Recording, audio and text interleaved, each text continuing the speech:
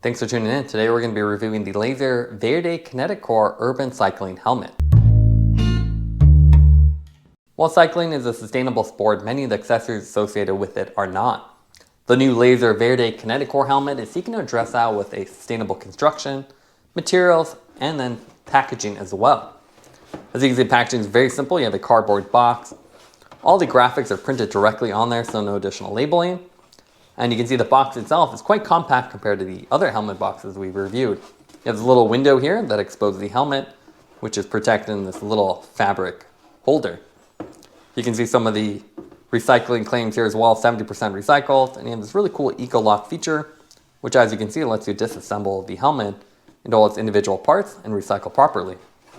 I'll go ahead and open this up and we'll go over the specs. So retail price on this is $99.99, so quite affordable. It has a e-bike rating, which is the NTA-8776 certification. It's a higher speed crash test, which is more important, especially when you're riding an e-bike at higher speeds. It has the Lazer turn assist rear dial fit system, so a nice cradle that wraps around your head.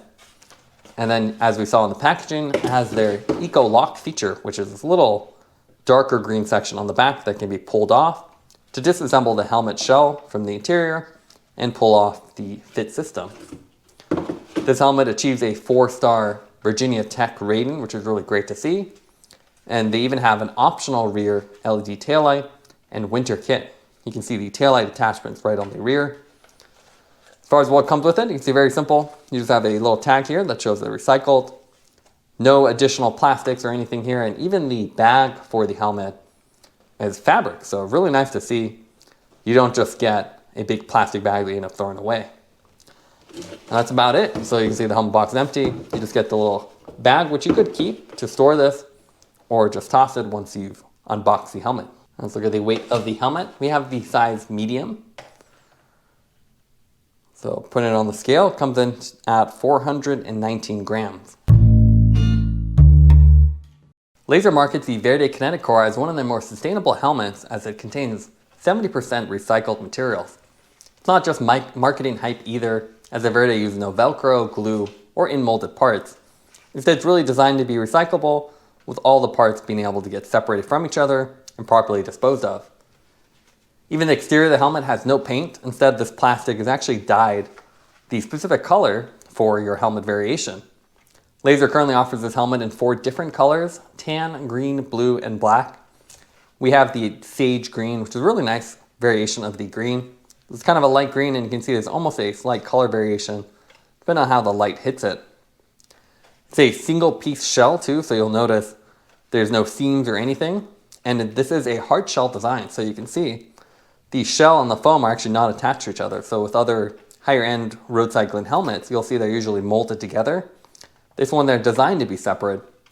So it's a little bit heavier, but again, more recyclable. Nice solid color scheme around, a little bit darker around the rear.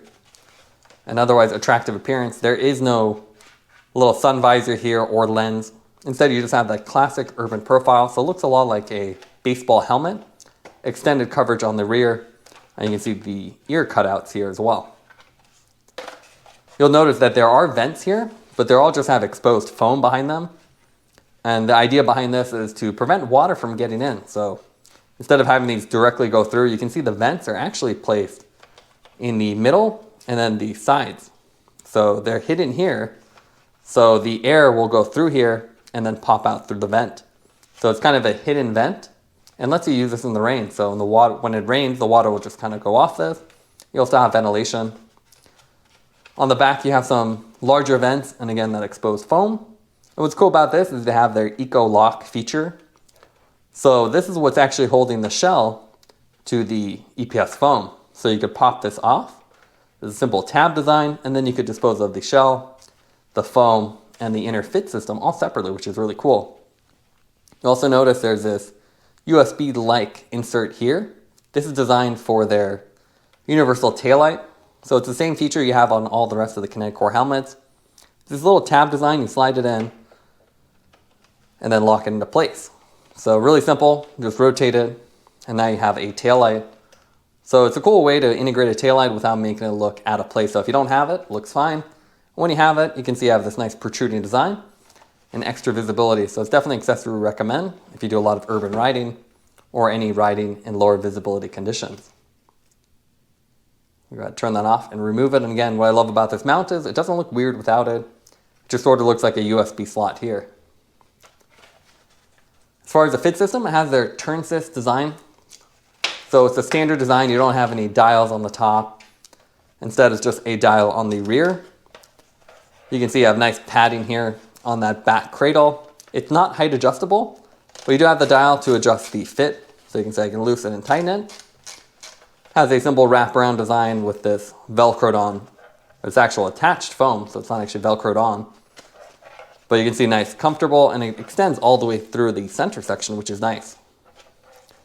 You don't have any side adjustable straps either. So you can see they're just stitched together.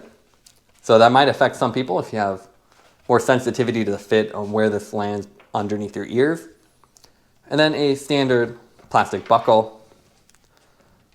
So you can see, attach that there. No additional padding here, as it's all pretty lightweight. The other cool feature about this helmet is the KinetiCore. KinetiCore is Lazer's alternative to MIPS, and it provides rotational safety.